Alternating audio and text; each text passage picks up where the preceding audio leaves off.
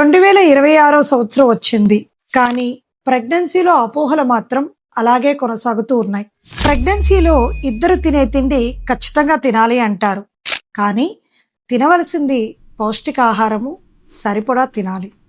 రెండవది, ప్రెగ్నెన్సీ అంటేనే ఉదయాన్నే వాంతులు ఖచ్చితంగా కావాలి అని అంటారు. అది నిజం కాదు.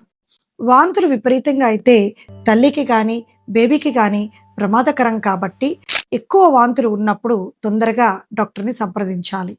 అలాగే పనస పండు తినకూడదు, బొప్పాయి పండు తినకూడదు అని చెప్తూ ఉంటారు ప్రెగ్నెన్సీలో. కానీ పండిన బొప్పాయి పండు కానీ అనస పండు కానీ మితంగా తినవచ్చు. అలాగే వ్యాయామం అనేది ప్రెగ్నెన్సీలో ఉన్నప్పుడు చేయకూడదు అంటారు.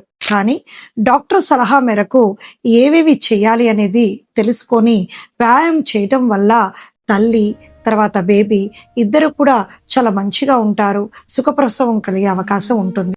అలాగే డెలివరీ అంటే ఖచ్చితంగా సిజేరియన్ మాత్రమే అవ్వాలి. ఈ రోజుల్లో నొప్పుల్ని తట్టుకునే శక్తి అనేది మా పిల్లలకి లేదు అని అనుకుంటారు. కానీ అది కరెక్ట్ కాదు. అలాగే నార్మల్ డెలివరీకి చాలా ఉపయోగాలు ఉన్నాయి. కాబట్టి ఖచ్చితంగా అందరూ మామూలు కాన్పు కోసమే ప్రయత్నం చేయాలి. ప్రెగ్నెన్సీలో తల్లి యొక్క పొట్ట షేప్ బట్టి, ఆకారం బట్టి పాపనా బాబునా అని అంటూ ఉంటారు. అది కరెక్ట్ కాదు.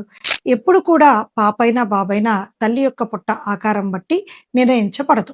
ముఖ్యంగా ఒక విషయం గుర్తుపెట్టుకోండి. బంధువులు, సోషల్ మీడియా, పక్కింటి సలహాలు కాకుండా వైద్యుల్ని సంప్రదించి ఆ సలహాలని పాటించడం మంచిది. ఆరోగ్యకరమైన గర్భధారణకు అపోహలు కాదు, కానీ సరైన సమాచారం ఖచ్చితంగా అవసరం.